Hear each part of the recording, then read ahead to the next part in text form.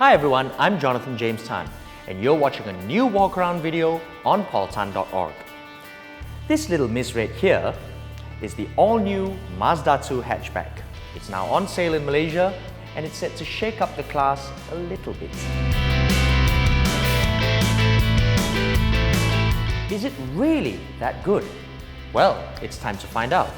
The Mazda 2 is available as a hatchback, like you see here, or as a sedan, with a short boot sticking out the back. Prices? You're looking at just under 88,000 ringgit. So, if you've been considering a Ford Fiesta, a Honda Jazz, or maybe even a City, pay close attention. Either body style gets you the same Skyactiv G 1.5-litre direct injection engine with 114 horsepower and 148 Nm of torque. Power goes to the front wheels through a 6-speed automatic gearbox with sport mode. This is the only car in the class to have a direct injected, naturally aspirated engine, and the benefits are quite obvious. Max torque is delivered lower down the rev range at 4,000 RPM instead of 4,600 RPM as on the Honda Jazz. Its claimed fuel economy figures are also the best in the class at close to 20 km per litre.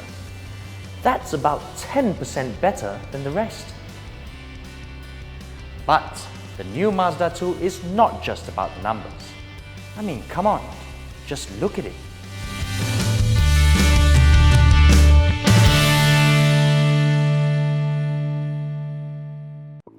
Mazda is on quite a roll lately, and this one is no different.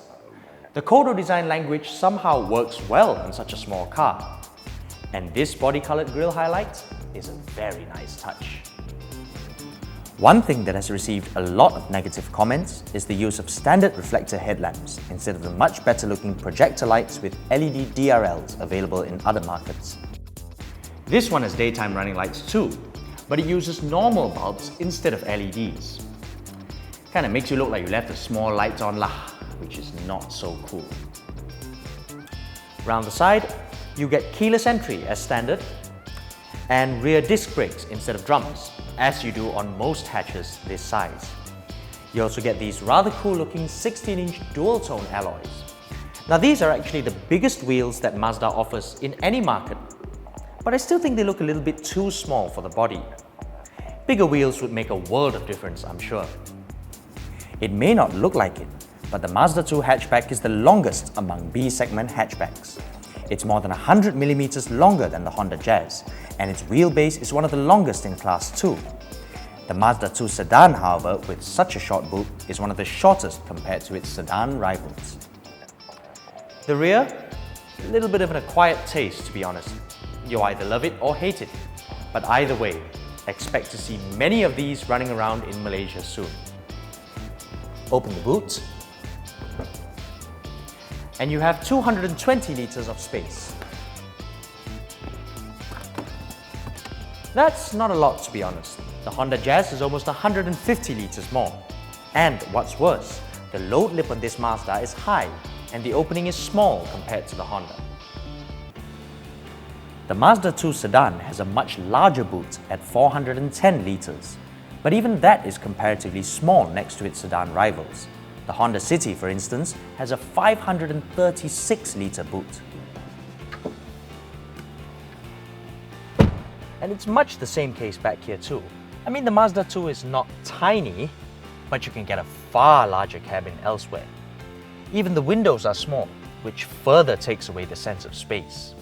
Thankfully, there's better news up front. The dashboard is a breath of fresh air for the class.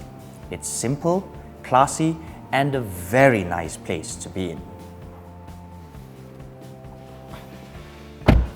The quality here is fantastic.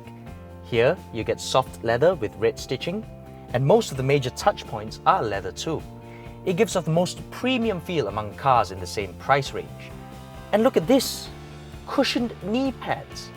The last time I saw these, I was in a Toyota 86. The equipment list is very impressive too. The driver-oriented dashboard is topped off with a heads-up display, which is not even offered on the more expensive Mazda 3. You get Mazda's top-spec instrument cluster too, with a big center rev counter and digital speedometer. Single-zone automatic aircon is standard, along with a BMW iDrive-like commander control knob for the Mazda MZD Connect infotainment system. The 7-inch color display works as a touchscreen, but only when the car is stopped. On the move, you're limited to buttons on the steering wheel or the control knobs, which can be a bit tricky to get used to. Overall though, there's little not to like inside this car. The leather and fabric combination seats have nice red strips, and even the circular aircon vents have a high-quality feel to them. As far as B-segment interiors go, this one's a winner for quality and ambience. So there you have it, the new Mazda 2. It comes with a standard 3-year, 100,000 kilometer warranty, as well as a free service package of 3 years or 60,000 kilometers. Safety though, is not so good. Electronic stability control is standard, as you'd expect, but you only get 2 airbags when others can give you either 6 or 7. That's a shame really, considering how Mazda has been pretty good on the safety front with the rest of its model lineup. For a more detailed look at the car specifications, you can check out our new car research website, carbase.my. Or if you want to know how good it is to drive, read our full review on paultan.org. And that wraps up our walk-around video of the new Mazda 2. As always, if you liked watching, give us a thumbs up and subscribe to our YouTube channel. Thanks for watching.